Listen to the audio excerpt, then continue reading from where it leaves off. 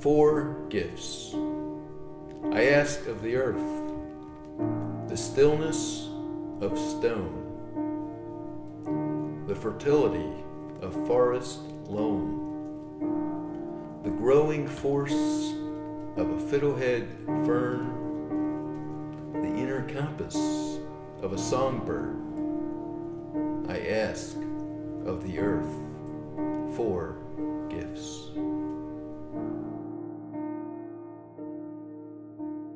I grew up with very little of the arts. I mean, just set the stage for it. Except for music. I grew up in the Mennonite church, a conservative, fairly conservative branch of it.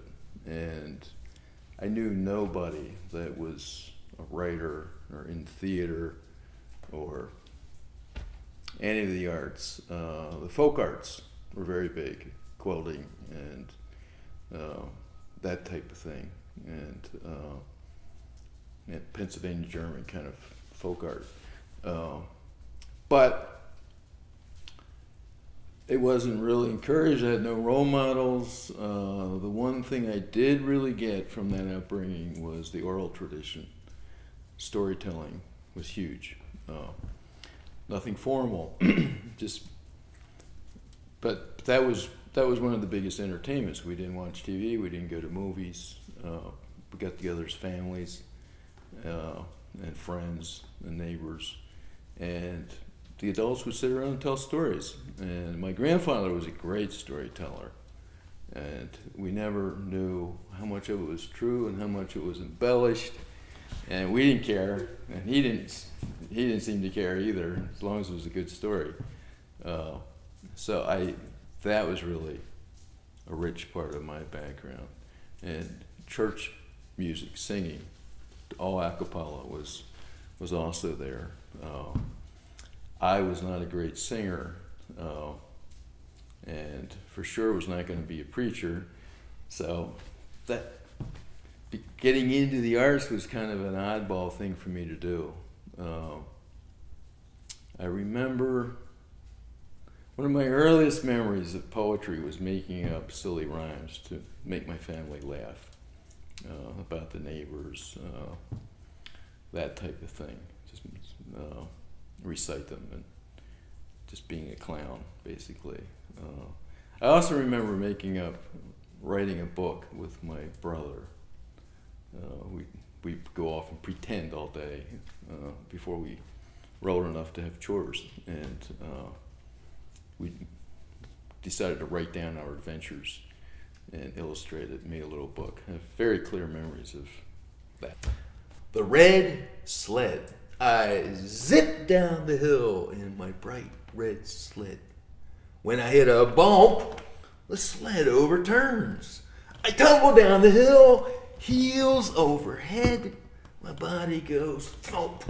The cold snow burns. Mom helps me up. We climb the hill. Together we'll slide over ice and snow. I sit on her lap. We fly down the hill. It's a fun, scary ride. We laugh as we go.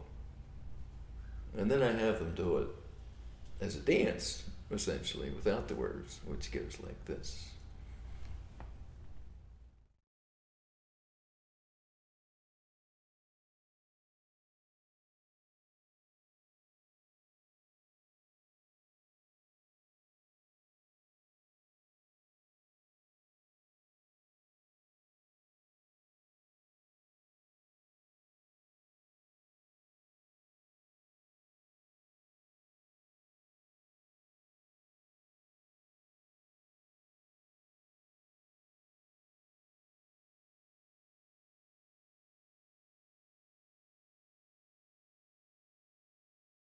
I think a lot of what I just love seeing people learn to express themselves creatively, artistically, and see what that does.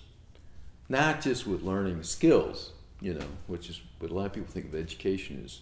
Well, you get better at this skill or that skill or that skill, and maybe it'll help you earn some money. Well, that happens in the arts, but that's not. I'm not trying to help them their economic future by getting them interested in the arts. You know, that's pretty obvious to anybody that's in the arts. But people just, it's a way for people to often to just feel more and more confident about who they are, express who they are, and even find out who they are through the arts. I experienced that and have continued to experience it. And yeah, I love to share that. Hemlocks is in my book, Jump Children Jump.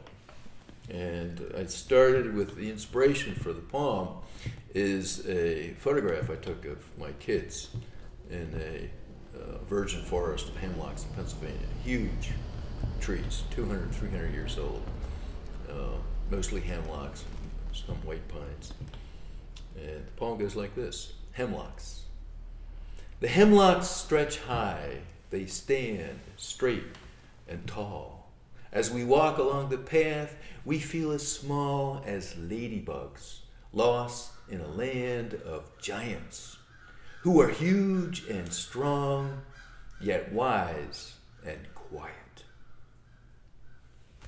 The bonsai, pruned and trimmed to be the image of nature indoors. The bonsai one day awoke. Its roots cracked the shallow ceramic planter, spread across the polished sheen of the coffee table, groped down its tapered legs, forced the cracks in the hardwood floor, invaded the basement, crumpled the foundation, pushed deep into soil.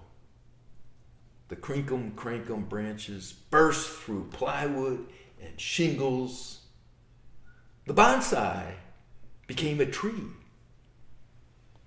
wearing a house, then sloughed it off like a dried husk.